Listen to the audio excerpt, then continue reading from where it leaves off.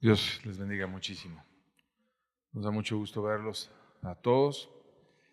Y bueno, vamos a continuar estudiando las cartas apostólicas. El día de hoy vamos a ver un tema que hemos titulado Los obstáculos para alcanzar la gracia. ¿Cuáles son los obstáculos que suelen ser más comunes y que nos estorban bastante para poder alcanzar la gracia? Estamos seguros de que Dios quiere tener una gracia muy importante para cada uno de ustedes, que quiere cambiar sus vidas, que les quiere bendecir porque no quiere otra cosa más que nuestro bien. Pero hay tres grandes obstáculos que queremos describir y que quisiéramos que quedaran claros para todos, para que no nos quedáramos de ninguna manera detenidos por alguno de ellos. Y vamos a hacer una oración antes de iniciar la exposición. Padre bueno, te necesitamos, Señor, como todos los días, Señor. Venga tu Espíritu, Señor, a hablarnos, Señor. No queremos oír al hombre, queremos oír de ti las verdades importantes para nuestras almas, Señor. Ayúdanos a acercarnos hoy a ti, Señor. Descubre el velo y que podamos entender qué es lo que nos separa de tu gracia. En el nombre de tu Hijo amado te lo pedimos. Amén.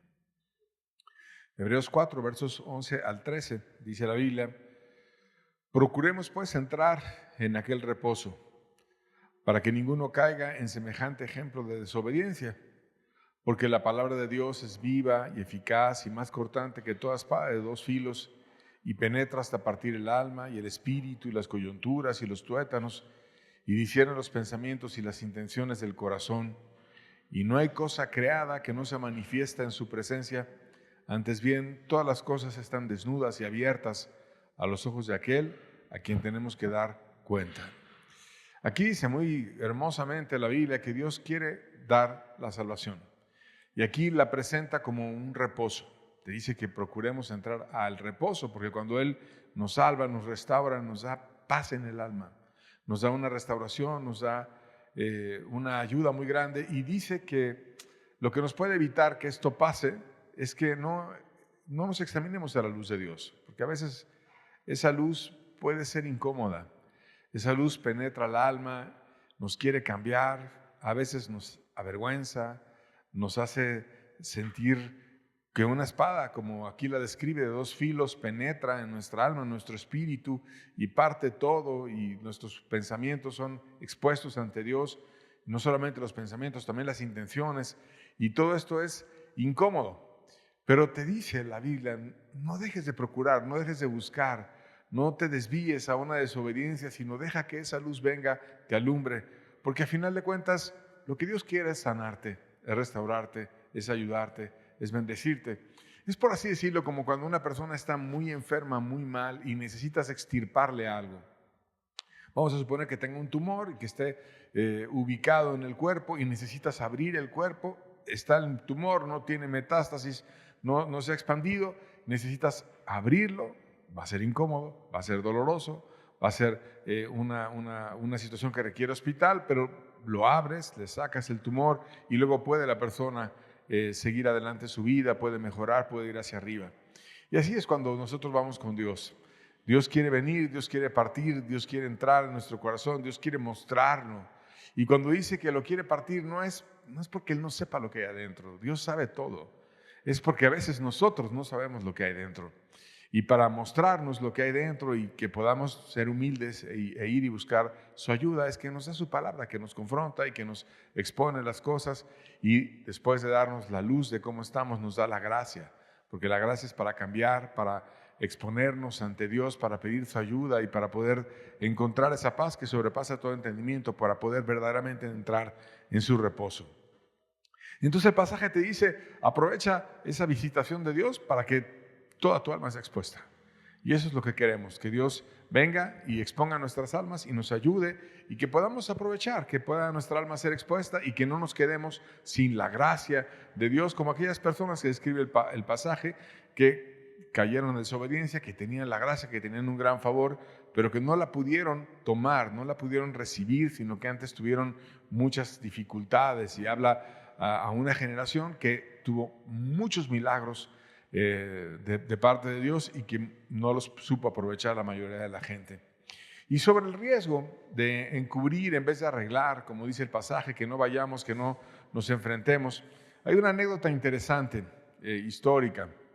En las elecciones presidenciales de 1972 en Estados Unidos, Richard Nixon, que era presidente, buscaba su reelección. Y para él ser reelegido, a pesar de que era extremadamente popular y de que tenía la gracia, por así decirlo, del pueblo para ser reelegido, y que muchos de los presidentes en Estados Unidos tienden a ser reelegidos. Él había apoyado el retirar a las tropas de Estados Unidos de Vietnam, y eso le ayudó para que tuviera mucho favor de la gente, y estaban muy de acuerdo para que él pudiera volver a ser presidente.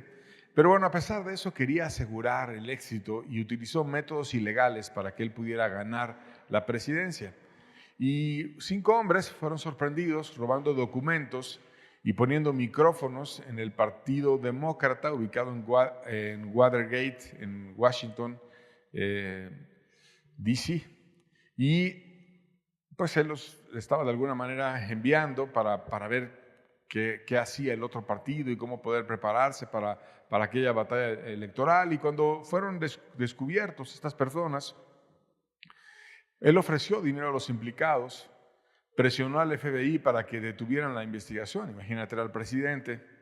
Negó cualquier participación de la Casa Blanca en haber enviado a esas personas, y ordenó a sus colaboradores el que mintieran ante el Congreso cuando fueron llamados para testificar.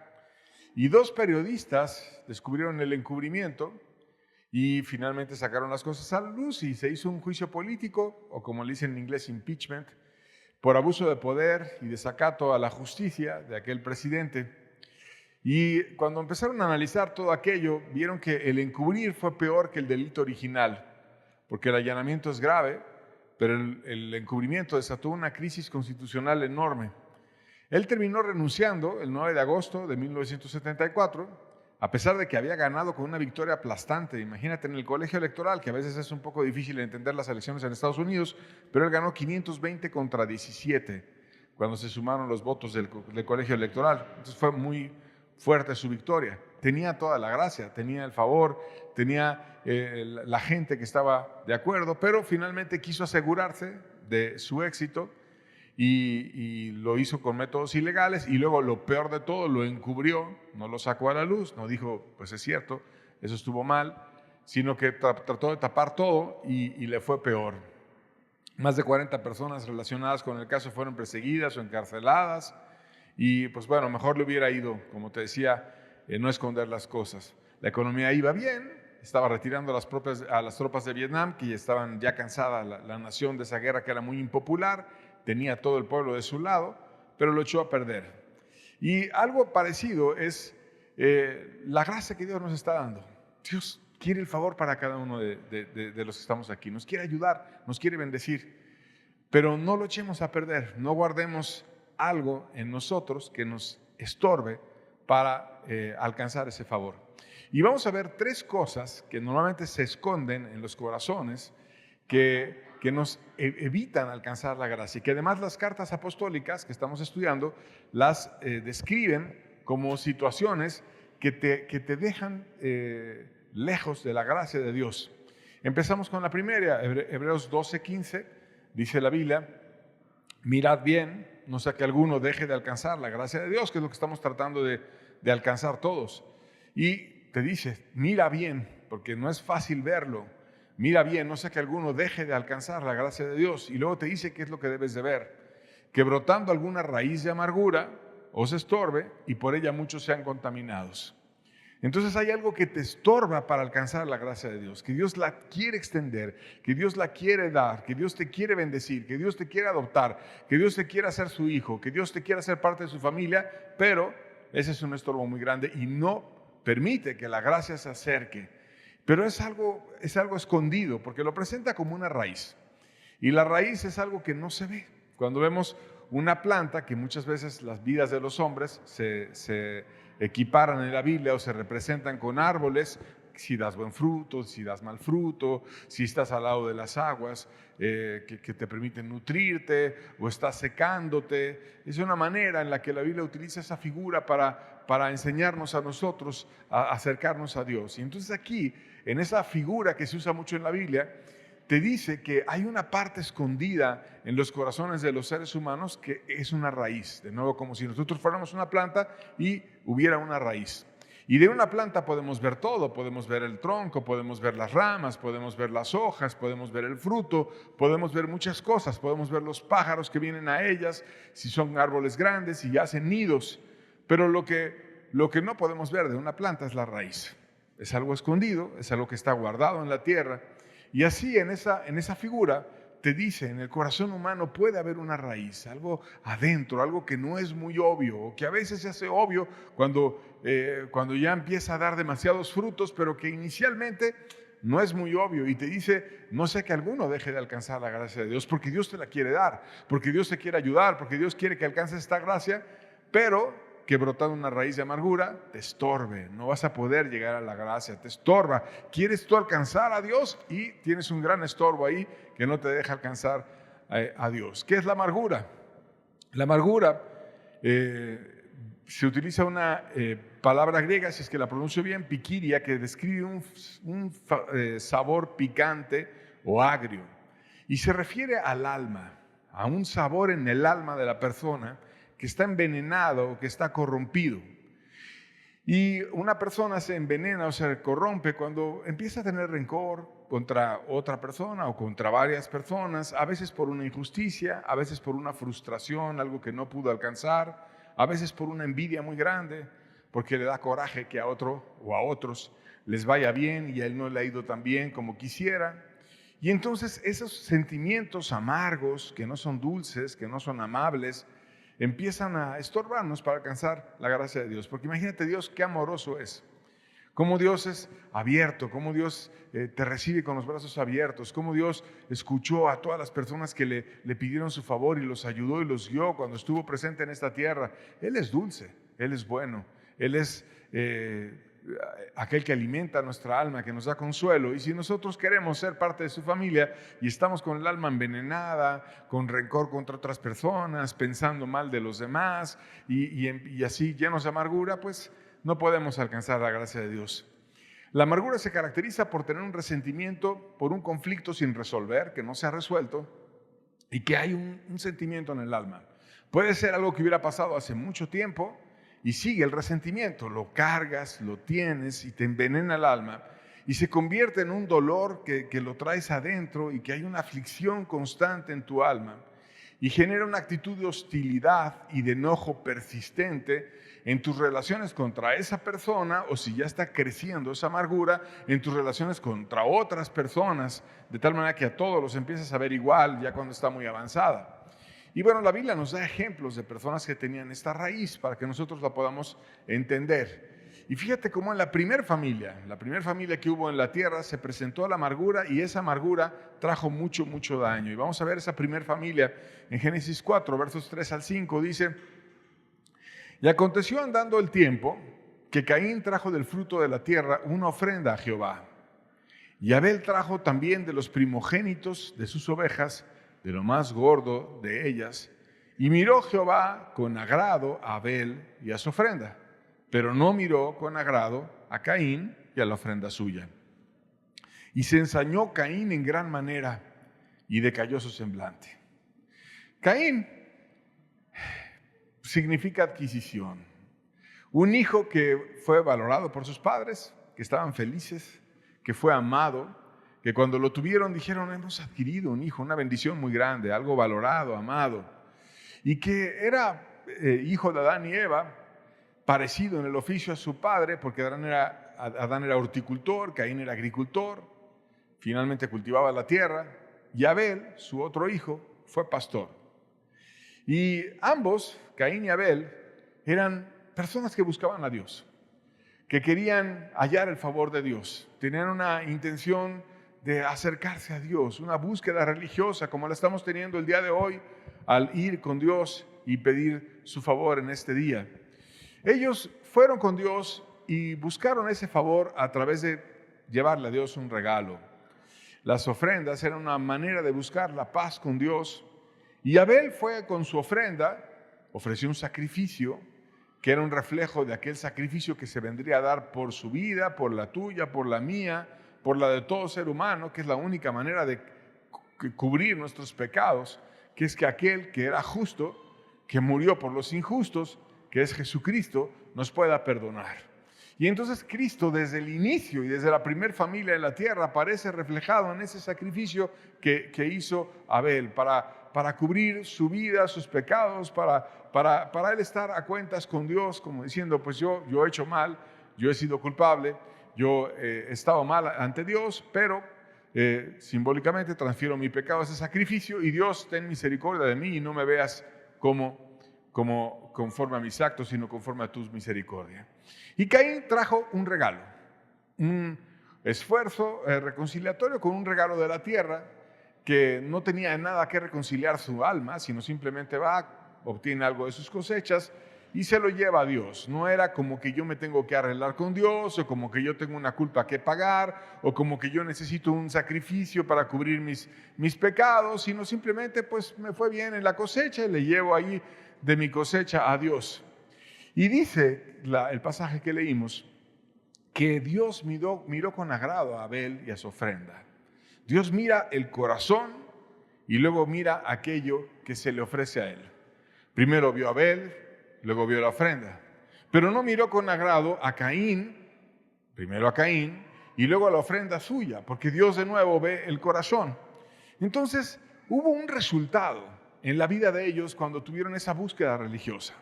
Abel salió feliz. Abel, hubo un cambio en él. Hubo un decir, es el día en el que nos vamos a reconciliar con Dios. Es el día en que voy a pedir el favor de Dios. Hubo una forma de testificar que encontré a Dios, que Dios vino, que sanó mi alma, que me ayudó, que me cambió. Hubo una vida nueva en Abel porque Dios lo miró con agrado. Y entonces cuando Dios miró con agrado a Abel, diciéndole, Señor, yo quiero cubrir mi vida pasada, y le ofrece un sacrificio, y Dios lo cubre, Dios lo perdona, Dios lo ayuda, y Dios da ese reposo que hablábamos al inicio en el libro de Hebreos. Le da reposo a Abel, le da la bendición, le da la salvación, y sale Abel feliz después de haber ido a buscar a Dios. Y lo que hace toda persona cuando encuentra a Dios, le da testimonio. Dice, oye, Caín, qué bárbaro, cómo encontré la gracia de Dios, cómo Dios me perdonó, cómo Dios me ayudó, cómo me sentía culpable, cómo yo no sentía que era digno de ir con Dios, pero mira, Él aceptó ese sacrificio y me ayudó, y salió feliz, salió con paz, salió con bendición. Caín salió seco. Caín salió frustrado. Caín salió mal porque él también le llevó un regalo a Dios. No necesitaba cubrir su alma, no necesitaba exponer su corazón, no necesitaba dejar que esa espada traspasara su alma, le mostrara lo que estaba mal, se sintiera culpable y luego fuera y buscara un sacrificio que cubriera sus pecados, sino él fue y le llevó un regalito. Le llevó un regalito de la tierra y no lo miró Dios con agrado a él y a su ofrenda. Y entonces pasó un sentimiento que es vil y es sucio, y muchas veces se da entre los hombres cuando estamos en una actitud caída. Se llenó de envidia, se ensañó, dice el pasaje, se irritó, se enfureció, se deleitó en su mente con el causar daño a quien no puede defenderse. Imagínate verlo así, ensañado, porque fue a buscar a Dios. Él encontró lo que yo no pude encontrar. A él Dios le dio lo que a mí Dios no me dio. Pues ¿qué le dio? Porque Él es superior, porque Él puede darle a Dios y no a mí. Y entonces se quedó frustrado porque estaba con envidia, estaba con coraje. Mi hermano encontró el favor de Dios, yo no encontré nada. Y estaba así como pensando mal contra su hermano, con una amargura porque él logró algo que finalmente no había logrado Caín. Y se empezó a ensañar, a enfurecer, a deleitarse con la idea de hacerle daño a su hermano. Y en la Biblia hay muchas personas similares a Caín. Estamos viendo simplemente esa parte de la Biblia, pero no es la única. Por ejemplo, nos describe Simón el Mago, que estaba impresionado porque había un evangelista, Felipe, que tenía la gracia de Dios y oraba por las personas, y la gente recibía el Espíritu Santo, y había milagros, había bendiciones, confrontaba a la gente, cambiaba sus vidas. Y entonces estaba lleno de envidia. Y cuando de pronto llega el apóstol Pedro ahí para establecer más firmemente esa iglesia de aquel evangelista que estaba llenando de convertidos a aquel lugar, pues entonces ve ahí a Simón el mago y le dice, oye, en hiel de amargura y prisión de maldad veo que estás, porque estás frustrado, porque Felipe tiene una gracia que tú no tienes. El mismo tipo de corazón. Y también hay otra historia con el rey Saúl que dirigía la nación y que de pronto empieza a desobedecer y a hacer las cosas a su manera, no en humildad, sino como a él le daba la gana. Y Dios lo desecha y escoge a uno pequeñito, a un jovencito, un adolescente que lo fue formando y lo fue levantando cada vez más fuerte hasta que se hizo el rey en lugar de Saúl. Y se empezaba a ver la gracia en ese jovencito que iba creciendo, que era David. Y Saúl se llenó de celos contra David y lo quería matar y le arrojó una lanza, lo quería traspasar y le decía a la gente que lo persiguiera y lo fue a buscar con todo el ejército para matarlo. Así estaba. La envidia es algo terrible, es algo espantoso. Y entonces esos corazones de amargura, de coraje, porque él tiene algo que yo no tengo, es algo vil. Y estaba así Caín y decayó su semblante, se deprimió. Una depresión por envidia, un resentimiento o tristeza por el bien ajeno. Qué vileza es que haya un coraje porque a alguien le fue bien. Pues, ¿qué corazón puede tener coraje porque a otro le fue bien? Bueno, pues ni modo, a mí no me ha ido bien, pero siquiera le fue bien a él, sería un buen corazón, ¿no? Bueno, ok, qué bueno, Dios bendícelo y sigue dándole la abundancia a él y ya, pero no, él estaba, no, es que si me fue mal a mí, que le vaya mal a él, y empiezan así, lleno de envidia. Dice el apóstol Juan, cuando describe esta familia, porque sus obras eran malas y las de su hermano justas. Sus obras eran malas y lo sabía. Pero no quiso ir a presentarse ante Dios cubriendo sus obras y cambiando su vida, sino quiso irse a presentar ante Dios con un regalito, así como que no viera nada, con una actuación religiosa. Sus obras eran malas, las obras de Caín, y las de su hermano eran justas. Entonces uno alcanzó la justificación y la única manera es a través de aquel que te justifica, que es Cristo, y el otro no, y entonces estaba con una envidia espantosa. ¿Qué hace? Empiezan a generar esos pensamientos, esa amargura, esa envidia, un cochinero en el corazón. Empieza a haber críticas muy agudas hacia los demás, empiezas a verlo mal, empiezas a desearle el daño, empieza a dividir, a frustrarse el corazón y a acariciar ideas que no son sanas en contra de aquel que te está haciendo daño. Dios finalmente le dijo que esta frustración no estaba bien tenerla y que lo iba a enaltecer si elegía bien. Fíjate qué bueno es Dios. Dios lo iba a enaltecer y de nuevo vemos la gracia de Dios que se extiende, que te la quiere dar, que te quiere ayudar. Mirad bien, no sea que alguno deje de alcanzar la gracia de Dios. La gracia se estaba dando de una manera muy fuerte también para con Caín, y entonces le quería guiar a esa gracia. Génesis 4, versos 6 y 7 dice: entonces Jehová dijo a Caín, ¿por qué te has ensañado? ¿Por qué ha decaído tu semblante? Si bien hicieres, ¿no serás enaltecido? Y si no hicieres bien, el pecado está a la puerta. Con todo esto, a ti será su deseo y tú te enseñorearás de él. Entonces lo anima. Y cuando le pregunta, ¿por qué te has ensañado? ¿Por qué ha decaído su semblante? No quiere decir que Dios no sepa por qué. Porque delante de Dios todo está expuesto, todo está claro. Él lee los corazones. No nos podemos esconder de Dios.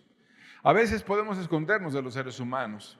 A veces podemos actuar lo que no somos si empezamos a practicar la hipocresía. Pero delante de Dios no hay hipocresía, no hay actuación, no hay nada que te pueda esconder. Somos como un pez en una pecera, que si se va hacia un lado, hacia otro lado, la pecera es transparente y para Dios todo es transparente y Él lo ve. Entonces cuando Él pregunta, ¿por qué te has ensañado y por qué ha decaído tu semblante? Le está invitando a pensar, no porque Dios no lo sepa, sino le dice, oye, quiero que digieras tu corazón. Porque la palabra de Dios es viva y eficaz y más cortante que toda espada de dos filos. Entonces cuando fue y le preguntó a Caín, ¿por qué te has ensañado? Lo forzaba a meditar, porque estoy mal, porque mis obras son malas, porque tengo envidia, porque me da coraje que mi hermano le haya ido bien y que hubiera encontrado tu perdón y yo no. Y por eso estoy deprimido, pero no abrió su corazón. ¿Cómo reconocer eso? Como que te ves muy sucio cuando dices estoy lleno de envidia, ¿no? Te ves muy mal, como que da pena ese tipo de pecados. Me da coraje que a los demás les vaya bien. Pues te ves muy sucio y como que mejor se queda callado. Y entonces Dios sigue en esa argumentación con Caín para ayudarlo y lo motiva. Si bien hicieres, ¿no serás enaltecido?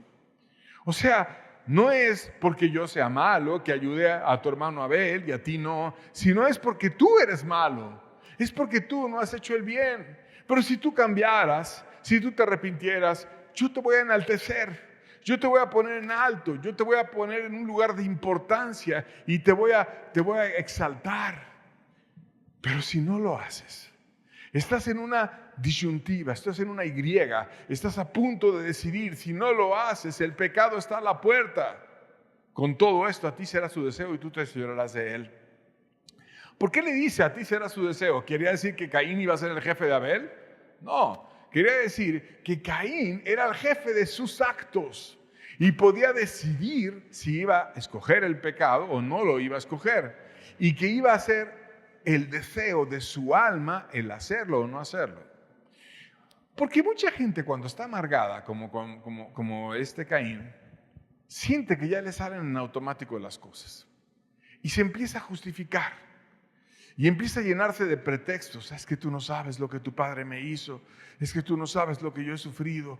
Es que tú no sabes lo que yo he padecido por esto y lo otro. Y han sido años de levantarse temprano y de trabajar mucho para que me hicieran esto. Y yo fui una mujer fiel y yo fui esto. Yo fui un hombre así y asado. Y empieza a decir todo aquello. Y ahora por lo que me pasó es que yo tengo este carácter y esta herida y demás. Y siente que no lo puede parar. No. Dios dice sí lo puedes parar.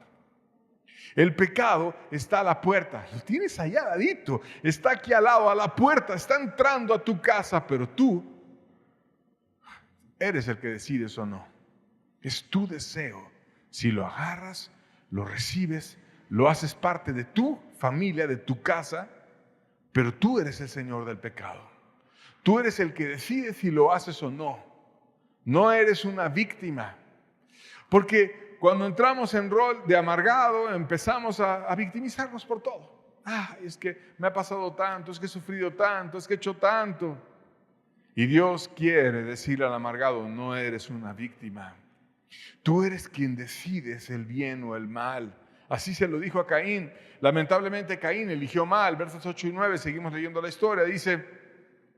Dijo Caín a su hermano Abel, salgamos al campo. Y aconteció que estando ellos en el campo, Caín se levantó contra su hermano Abel y lo mató. El primer asesinato del mundo.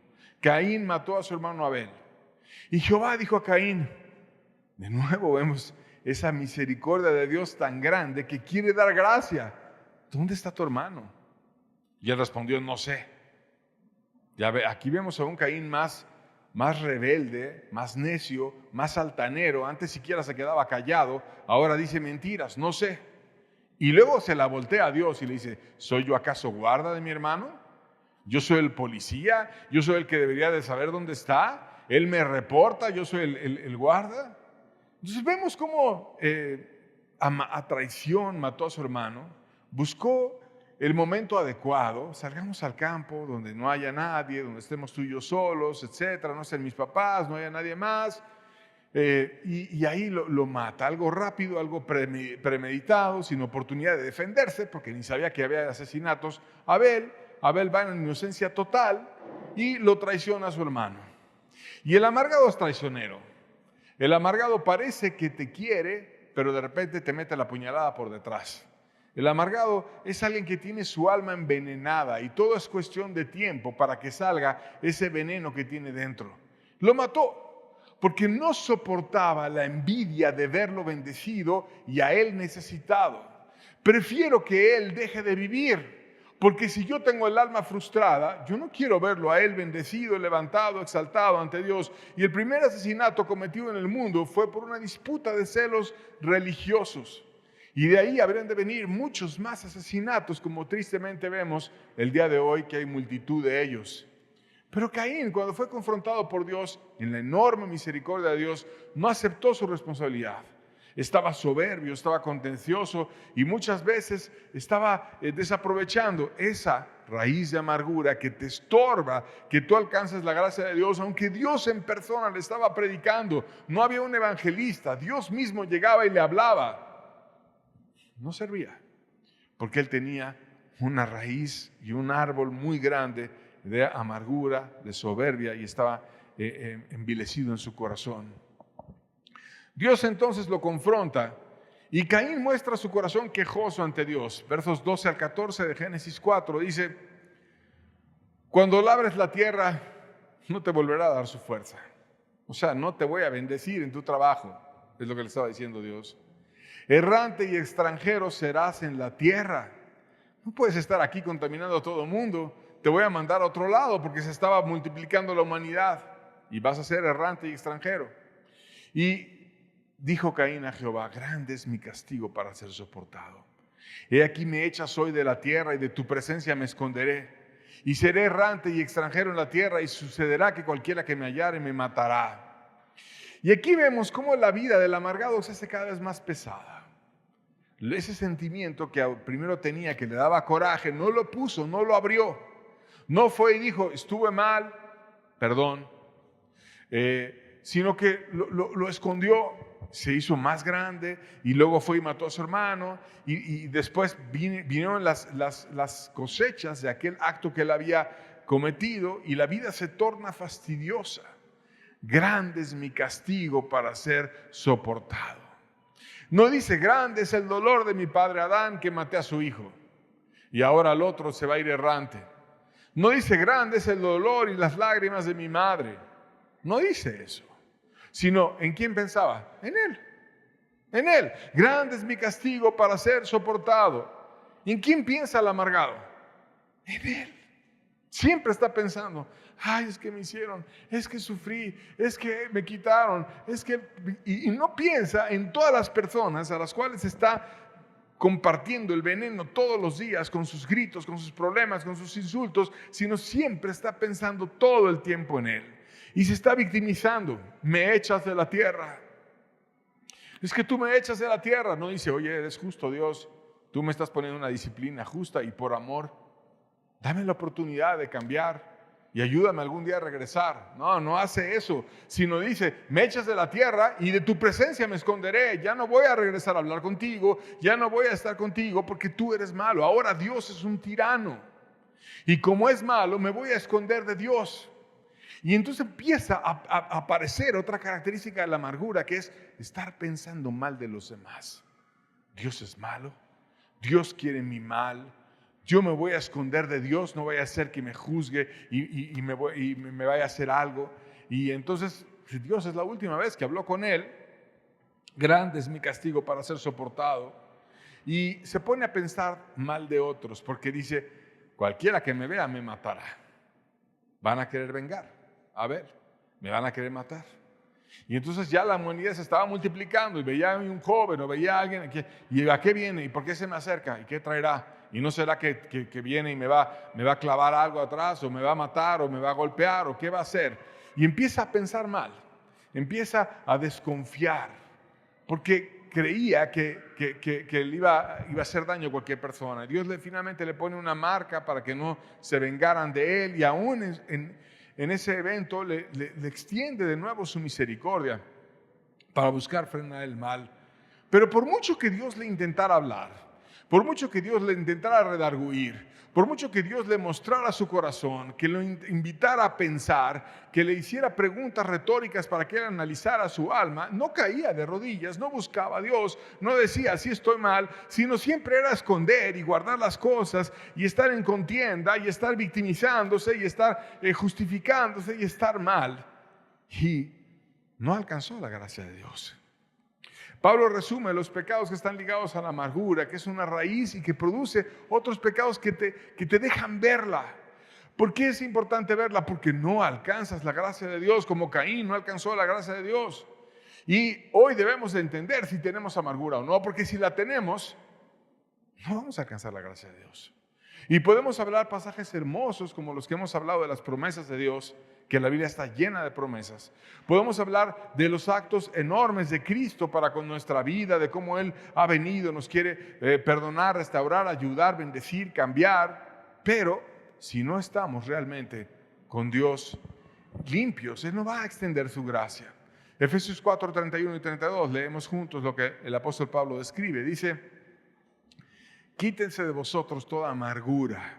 Y viene una cascada de cosas que genera la amargura: enojo, ira, gritería y maledicencia y toda malicia.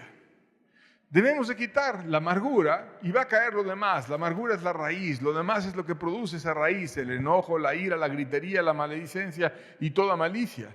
Pero Dios se va a la raíz. Para que quites lo demás tienes que empezar por la raíz. Porque si no matas la raíz, es como estar podando una planta que nunca va a acabar.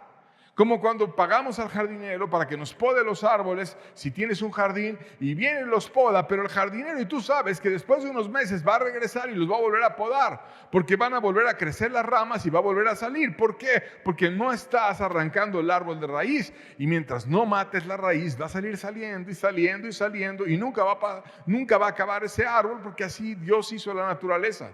Y entonces así te dice: quita toda amargura, tienes que quitar la raíz. Si no quitas la raíz, no vas a poder quitar lo demás. Entonces, ¿por qué mucha gente, es que tengo mucho enojo, tengo mucha ira, o me la paso gritando, o me la paso hablando mal de las personas, o tengo muchos chismes, o tengo muchas cosas? ¿Por qué no las puedo dejar? Porque no quitas la amargura. Dios se va a la raíz. Dios se va al corazón. Dios mira el corazón. Dios vio a Caín y a su ofrenda. Dios te ve a ti y quiere tratar a profundidad tu corazón. Entonces te dice los pecados que produce la amargura: el enojo, la persona se molesta; la ira, un enojo grande; la gritería, ya se empieza a ser escandalosa la persona y daña a los que están en su casa, en su oficina, en su comodidad; la maledicencia, empieza a maldecir a los demás, no los ve para bendecirlos, los ve para maldecirlos, para contaminarlos y para afectarlos, para destruir, para ver de qué manera le puede encontrar un apodo, le puede encontrar un insulto, le puede encontrar algo que lo humille, que lo haga sentir mal, con groserías o sin groserías, porque a veces la gente es puntillosa a la hora de hablar de los demás. No, yo no digo maldiciones y por lo tanto no digo la maledicencia. Sí, pero dices unos pensamientos agudos y para dañar el alma de los demás que están llenos de maledicencia. Y toda malicia es estar pensando siempre mal de los demás. Como Caín: cualquiera que me vea me va a matar.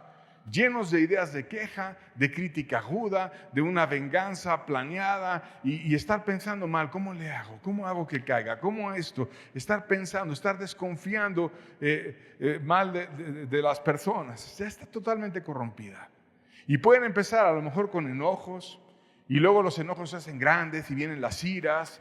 Y luego las iras explotan y vienen las griterías y empiezan ahí los pleitos grandes.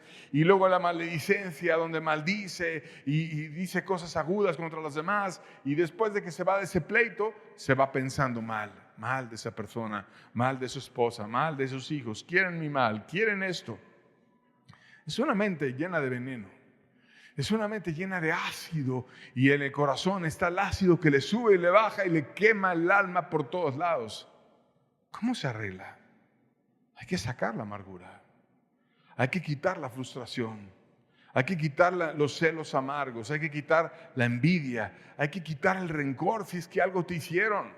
En el caso de Caín, tenía un rencor porque él no había alcanzado algo que deseaba, una frustración. Ni siquiera le había hecho algo a Abel. Pero es que al amargado no hay forma. A veces no le haces nada, pero como quiera le caes mal. Porque como es envidioso, como tú lograste algo que él no tiene, le da coraje y está buscando de qué manera voy a afectar para competir cuando nadie quiere competir, y se pone ahí a tratar de ganar en todo, y luego pierde, el más coraje le da y empieza así en grandes desvíos. Abel no le había hecho nada a Caín. Así es el amargado. Todo le hace daño, todo es un problema, todo es dolor. Tratar de contener a una persona amargada, dice Proverbios, es como tener aceite en la mano derecha. No puedes hacer nada, porque tienes aceite, que era algo muy valioso en aquel entonces, en la mano derecha, y no quieres que se te caiga y no puedes actuar porque no tienes un recipiente donde poner el aceite. Y entonces, ¿está mi mamá? ¿Y está de buenas o está de malas? ¿Y cómo está? Y empieza todo el mundo así como que a tener tacto. Hay personas que cambian ambientes nada más de llegar, cuando llega con su cara larga, grande, así molesta, la forma de caminar, la forma de actuar, genera tensión en los demás, porque contamina a muchos. ¿Cómo arreglarla? Dice el pasaje, antes ser benignos unos con otros, misericordiosos, perdonándonos unos a otros, como también nos perdonó Cristo. Es una decisión. Voy a perdonar, voy a ser benigno. Cuando me vengan todos esos pensamientos de pensar mal de los demás, voy a pensarlo mejor. ¿Y por qué? Porque no voy a llevar todo pensamiento cautivo a Cristo. Dice la Biblia que eso debemos hacer. Cuando vengan esas desconfianzas y esas malicias, voy a pensar lo que sea correcto. Pero esta es la gente amargada. Todos los hombres son iguales. Algo le hizo un hombre, ahora todos son iguales. No es así. No todos son iguales. Y no, ahora justos pagan por pecadores, y si la burra no era arisca, la hicieron, y empiezan así con 1000 frases que lo justifican o la justifican, pero no, nada te justifica. Dios te pide, sé misericordioso. Misericordia es ama aún al que no lo merece. Ámalo, sírvelo, perdona a tu prójimo, al que te hizo daño, al que te hizo alguna actitud, alguna causa por la cual tú estás resentido, perdónalo. Como también Cristo nos perdonó. Y mira que Cristo, cuando es mostrado en este ejemplo como una persona que venció la amargura, yo creo que nadie ha hecho absolutamente ni siquiera algo que se le acerque a lo que hizo Cristo por nosotros. Siendo Dios, siendo nuestro Creador, venir a hablarnos para rescatarnos, que para Él, siendo Dios, era fácil deshacer el universo y volverlo a hacer. Pero no, viene ese hombre, nos enseña el camino. Él dijo, yo soy el camino, yo soy la verdad, yo soy la vida. Nos enseña la vida, amó a las personas, les dio de comer, les multiplicó los panes, les multiplicó los peces. Hubo lugares en los cuales llegaba y a todos sanaba a todas las personas que llegaban con él, a todos los sanó, a todos los bendijo, a todos les dio sus favores. ¿Y cómo le pagó a la humanidad? Colgando en una cruz, burlándose de él, con una corona de espinas, una super paliza que le dieron antes de colgarlo, poniéndole un letrero que lo culpaba por ser rey, que no tenía ninguna culpa porque verdaderamente era rey, en un sentido espiritual, colgándolo al lado de ladrones, burlándose de él. Y ahí, aún en su momento más duro, se pone a predicarle al ladrón de al lado, a prometerle que lo iba a llevar al paraíso. Qué manera de amar, qué manera de dar misericordia, qué manera de ser bueno para con otros. Él es nuestro ejemplo, Él es a quien debemos de imitar y a quien debemos de seguir. Y cuando estaba en la cruz, oró al Padre y le dijo, Padre, perdónalos, porque no saben lo que hacen. No saben ellos que están matando al Dios que los creó. No entienden, están en una ceguera religiosa increíble.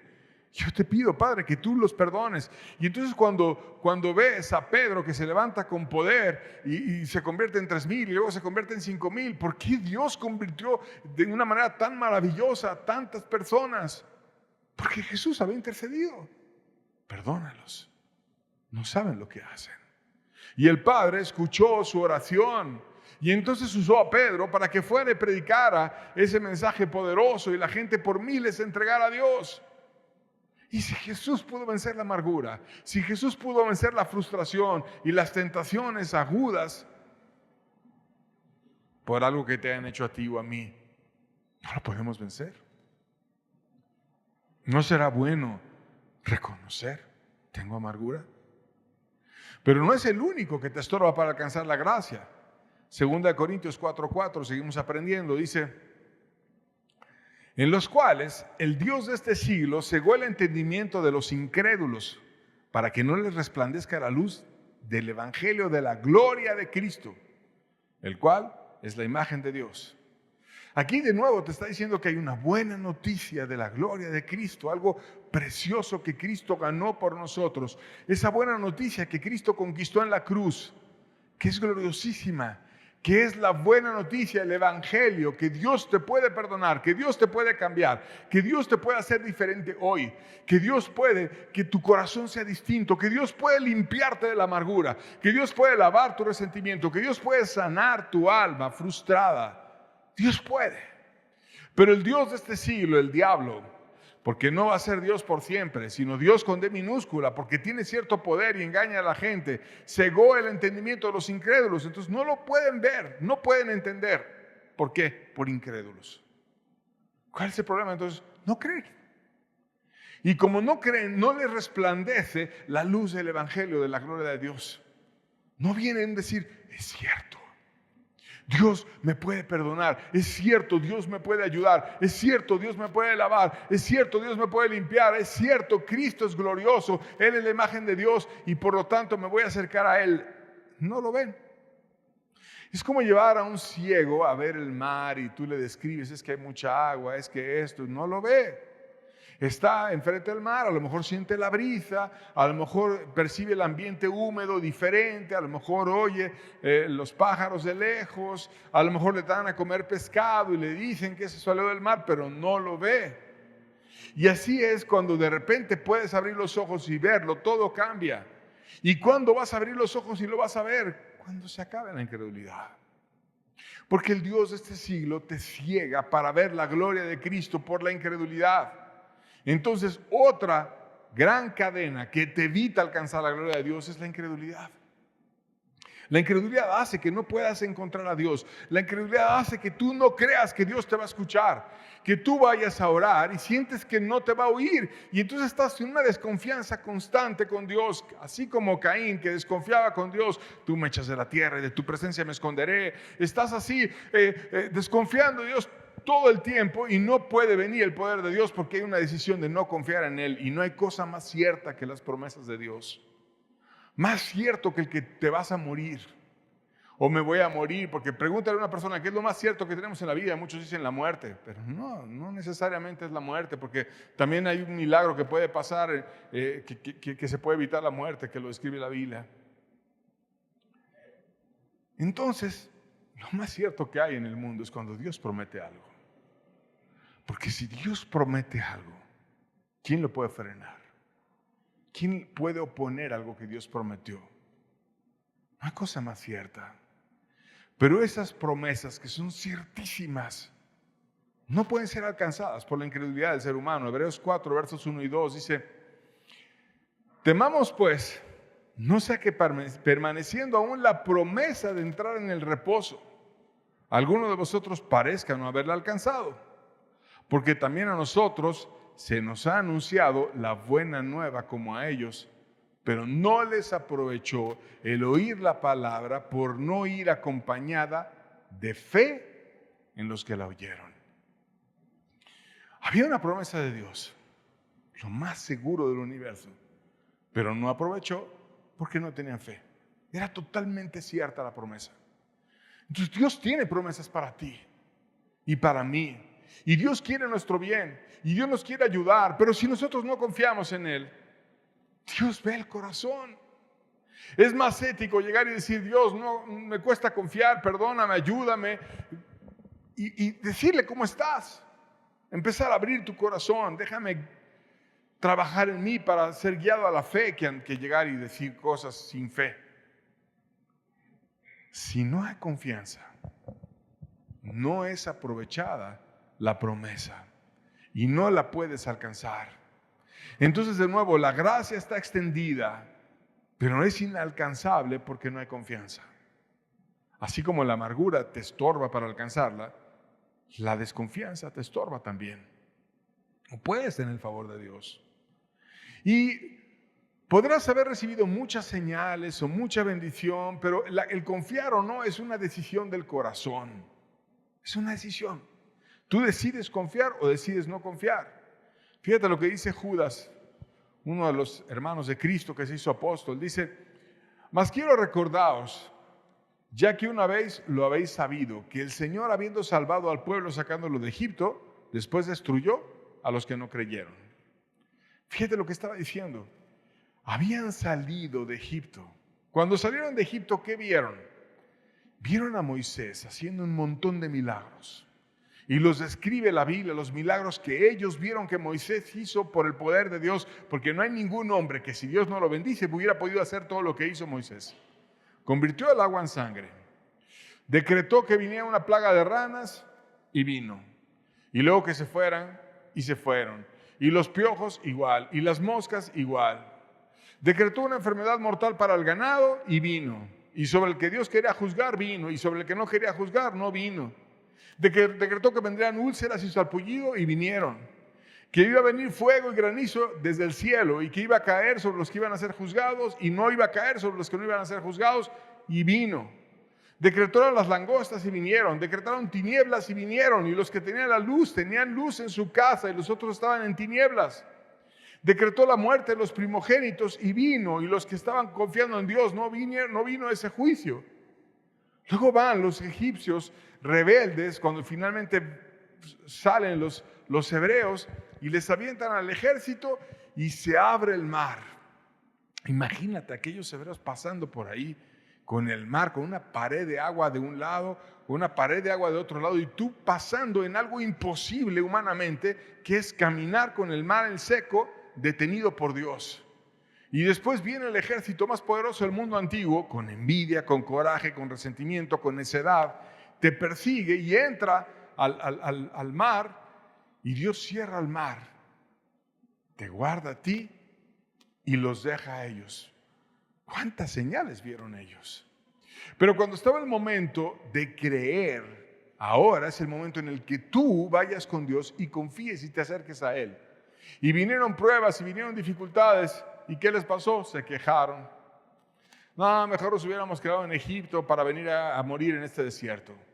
Murmuraron por la falta de agua y Dios les dio agua de la roca y los sacó en varias ocasiones. Murmuraron porque la comida, ay, ¿por qué este maná y este pan tan liviano? Cuando una comida del cielo que te ayudaba, que sanaba, ni sus zapatos se gastaban, ni su ropa se gastaba. Un milagro que Dios hacía increíble en ellos.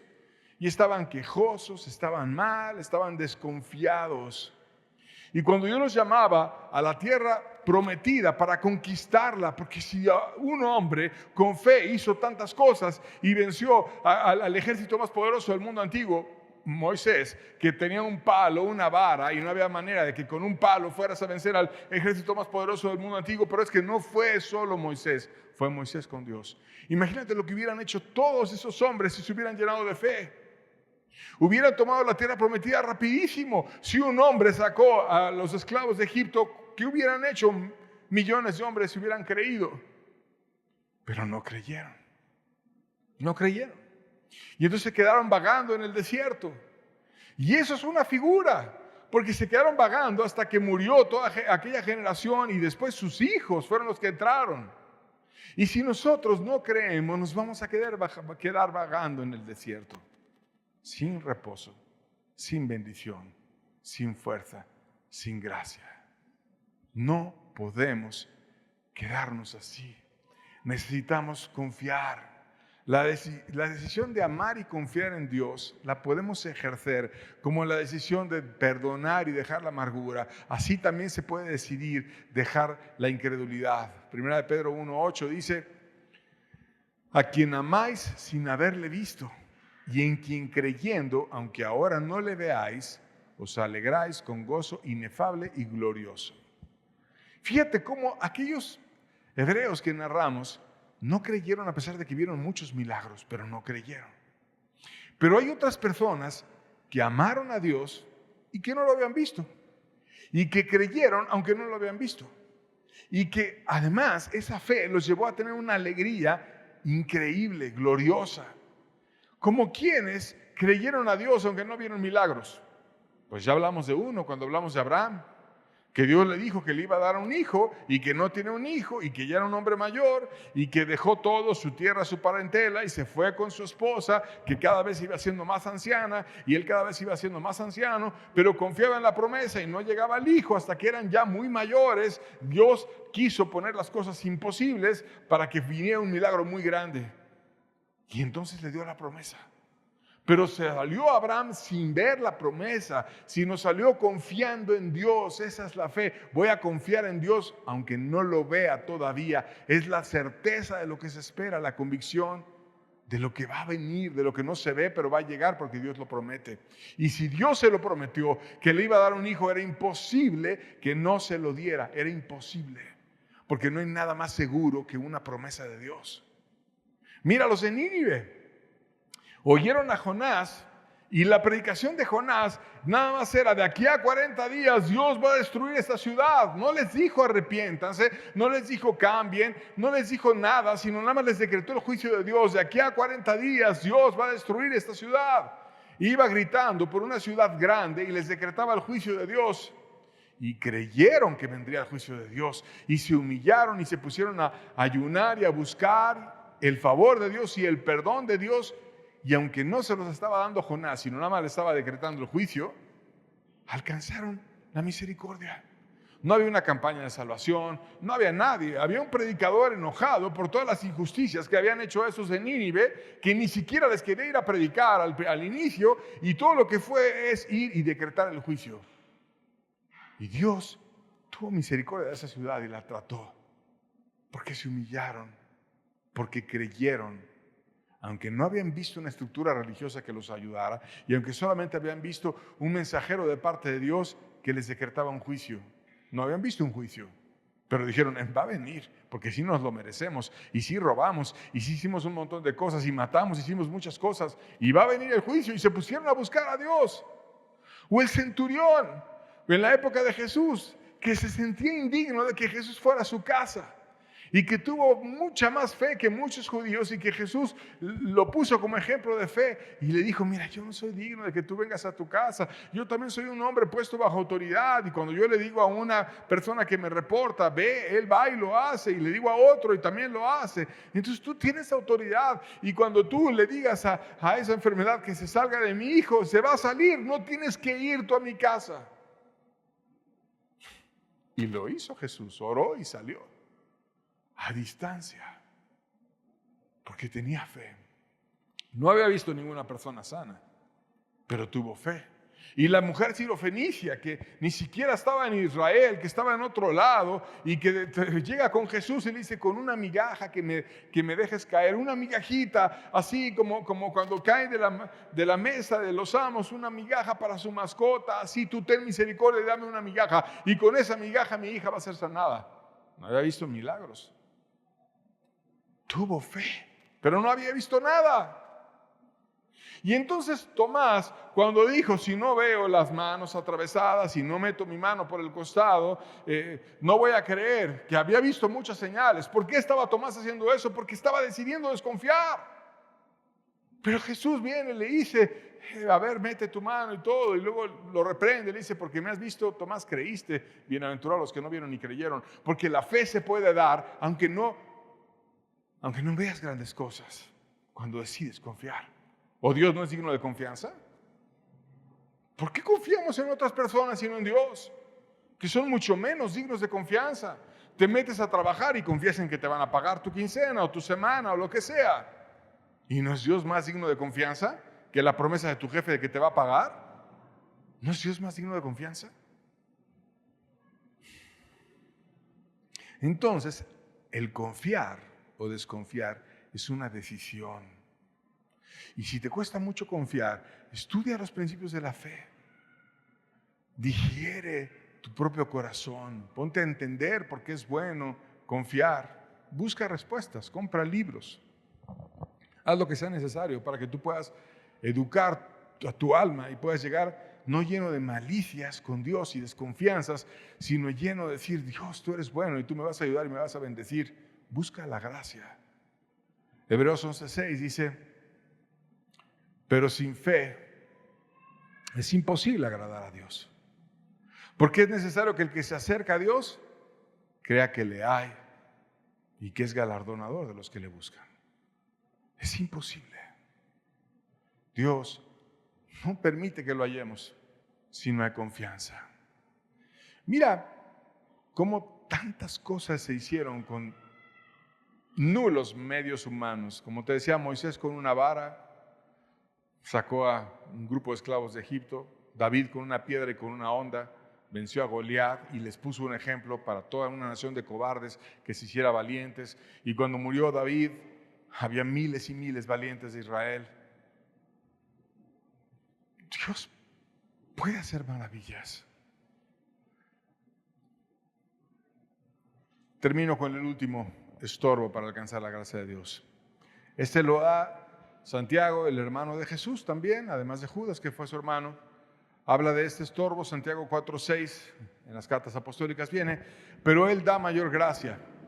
Por eso dice, Dios resiste a los soberbios y da gracia a los humildes. O sea, Dios da mucha gracia, de nuevo, da mucho favor, da mucha ayuda, pero se la da al humilde. Y cuando hay una soberbia, que quiere decir un sentimiento de superioridad hacia uno mismo y un desprecio hacia los demás, y como te sientes más que los demás o te sientes que no necesitas la ayuda de Dios, no pides ayuda, no aceptas corrección, si sientes que te critican si te dicen algo, eres defensivo, y en un sentido espiritual la persona soberbia tiene una falsa autosuficiencia porque estamos hechos de tal manera que necesitamos a Dios. Así Dios nos hizo. Necesitamos a Dios. Así estás hecho. Entonces cuando dices, yo no te necesito, y no oras, no buscas, no nada, tienes una falta de autosuficiencia. Porque no es cierto que no necesites a Dios. Sí lo necesitas. Así fuiste diseñado. Necesitamos a Dios. Y cuando estamos en soberbia, lejos de poder tener la bendición de Dios, Dios cierra el cielo. Levítico 26, versos 19 al 20, dice: y quebraré la soberbia de vuestro orgullo, y haré vuestro cielo como hierro, y vuestra tierra como bronce, y vuestra fuerza se consumirá en vano, porque vuestra tierra no dará su producto, y los árboles de la tierra no darán su fruto.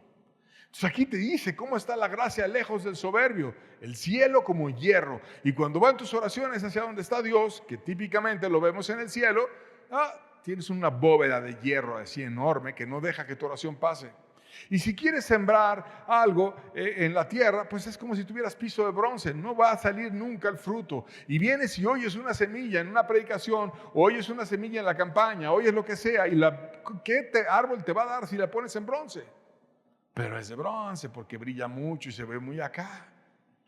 Pero así es el soberbio, mucha imagen, poco fruto, nulo fruto. La fuerza es consumida, dice el pasaje.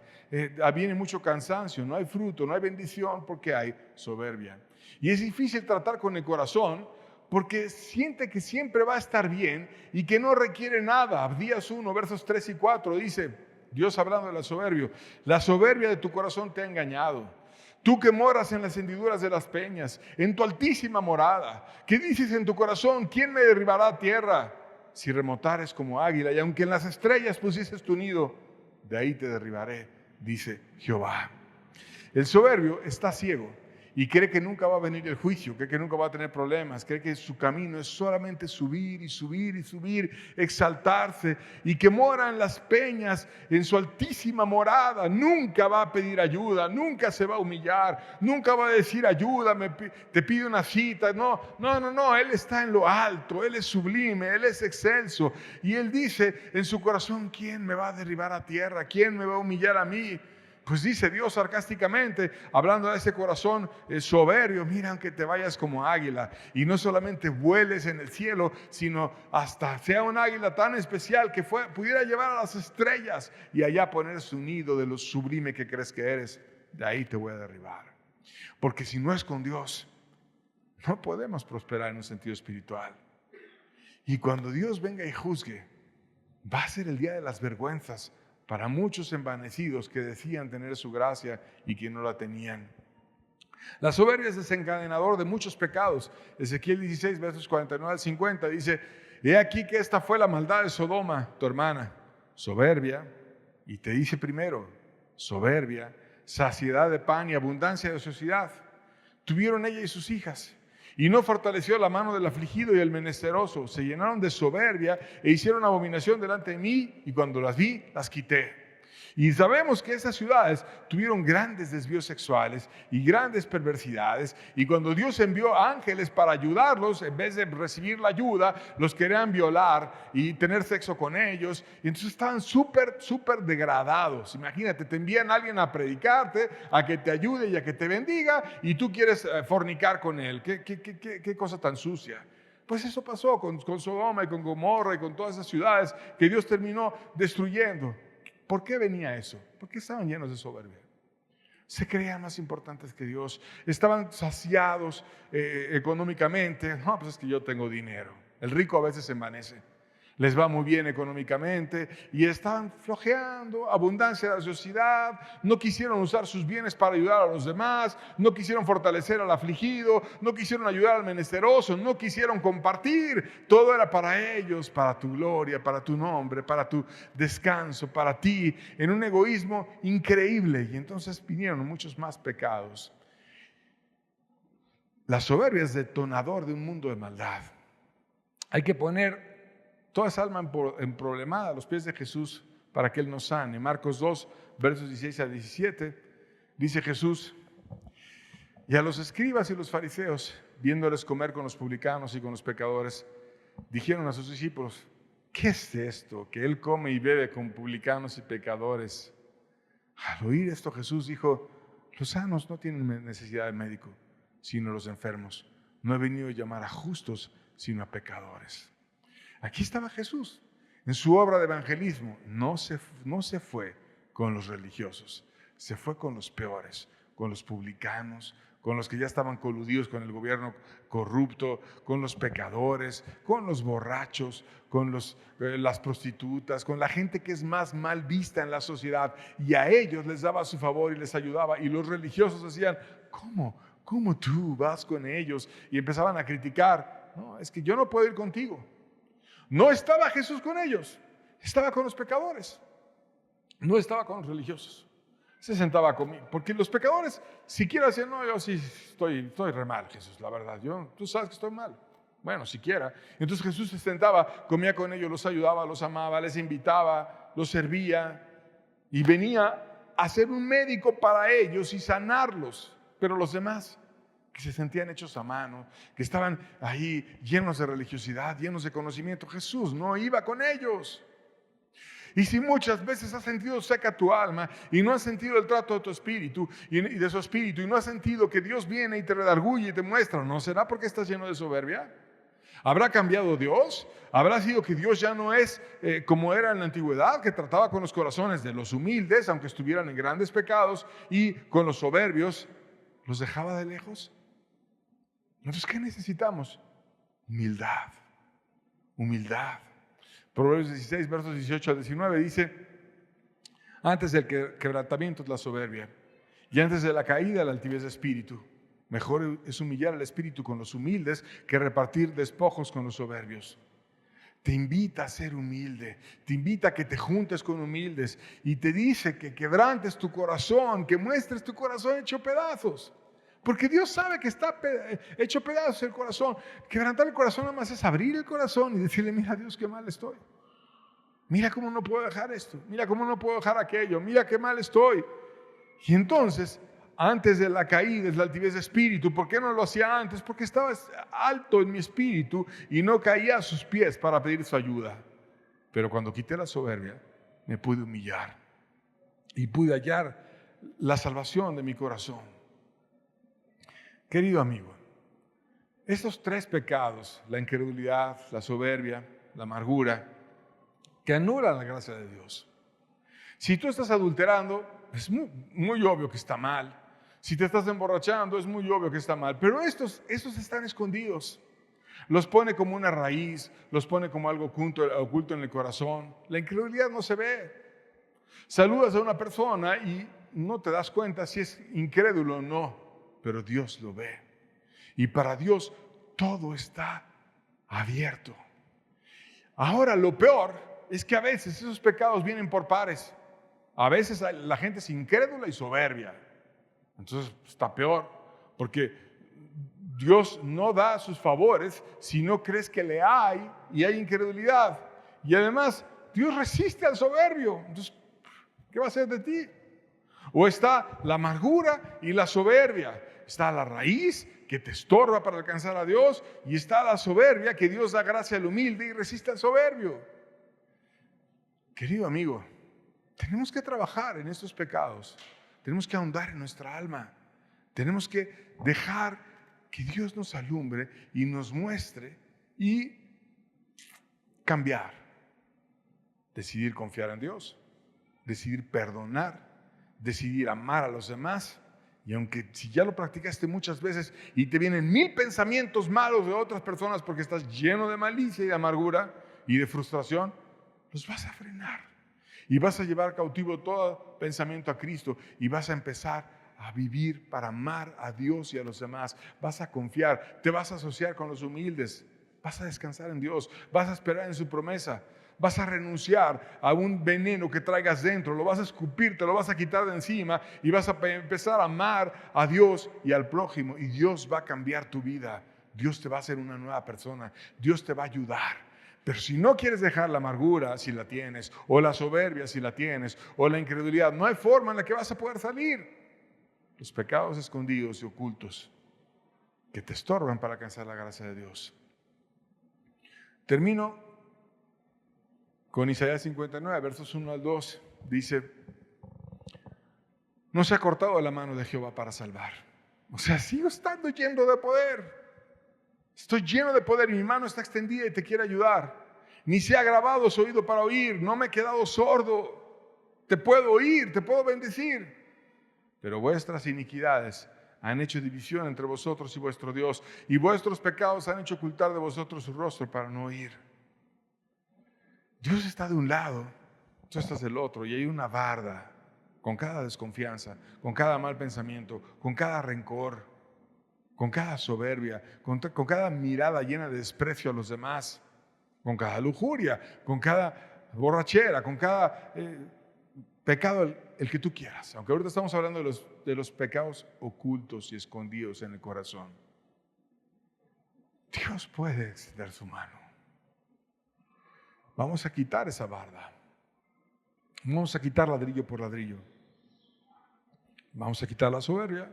Vamos a quitar la amargura. Vamos a quitar la incredulidad.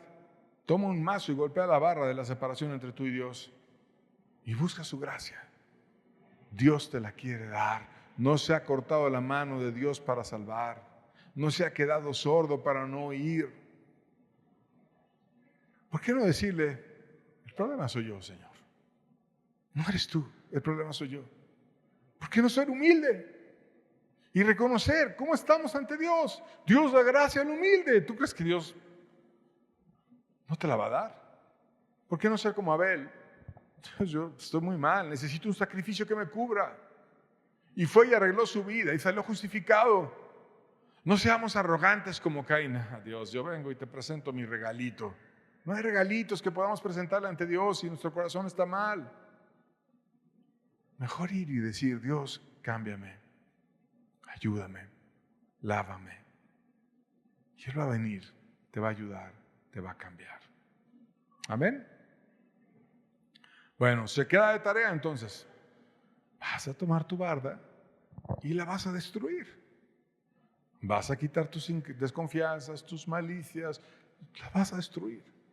Vas a trabajar con tu corazón. Vas a ver qué es cada ladrillo, cómo se llama cada ladrillo y lo vas a quitar. Lo mejor de todo es que del otro lado de esa barda está Dios. Y no se ha cortado su mano para salvar, ni se ha agravado su oído para oír. Te va a salvar y te va a ayudar.